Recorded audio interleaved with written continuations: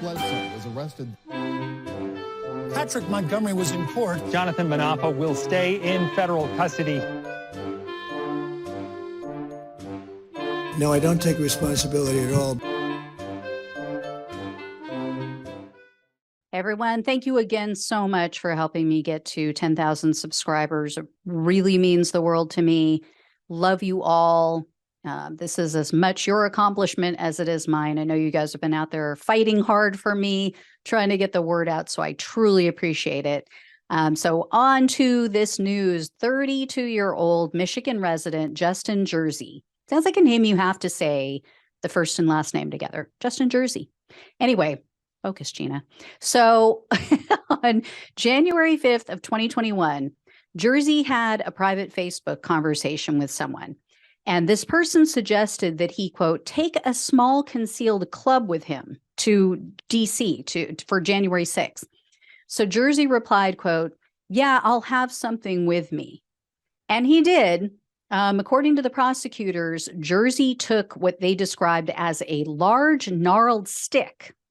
So on January 6th, Jersey wrote to someone again, and he said, quote, if anything were to happen, tell my daughter I love her.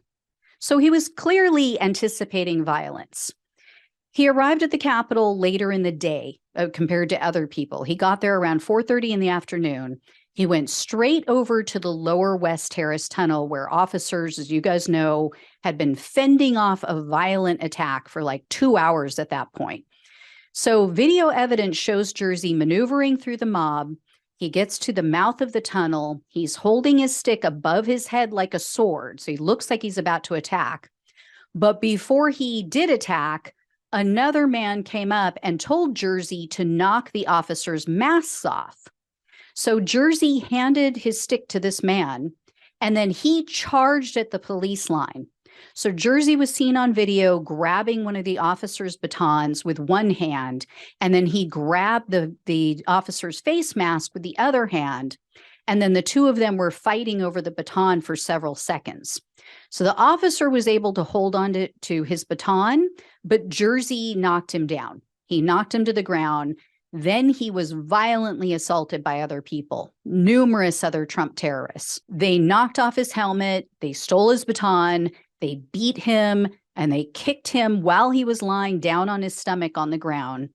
That officer, by the way, had to be taken to the hospital later, and he had to have staples put in his head from a cut in his head from what they did to him. So he was left with bruises all over his body. He wasn't able to return to full duty until July of 2021.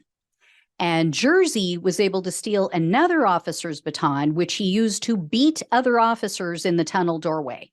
So Jersey's attack is said to be the impetus for a wave of violent assaults that took place that afternoon. They were saying that basically like the crowd had turned around. A lot of people were just standing around talking to each other at that point. But when he attacked, everybody's focus came back to the tunnel. And while the officers were focused on Jersey, one of Jersey's co-defendants started striking another officer with a crutch. So that's when, according to the sentencing memo, quote, all hell broke loose.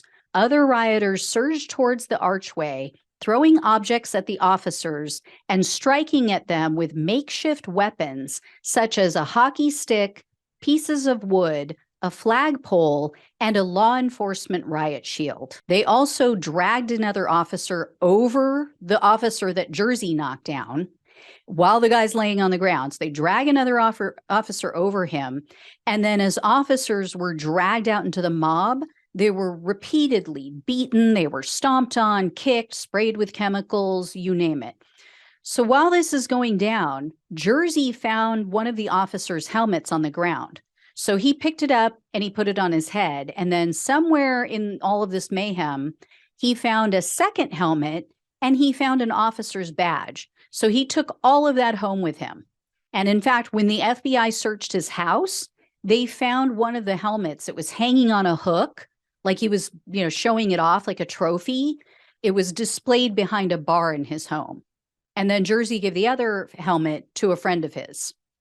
So following the January 6th attack, Jersey was tracked down with the help of a true patriot group known as Sedition Hunters.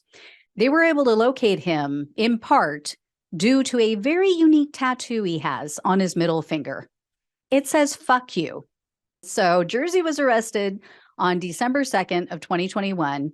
He was charged with inflicting bodily injury on officers, assaulting officers using a dangerous weapon, civil disorder, entering restricted grounds with a deadly or dangerous weapon, disorderly conduct on restricted grounds with a deadly or dangerous weapon, physical violence on restricted grounds with a deadly or dangerous weapon, and physical violence on Capitol grounds.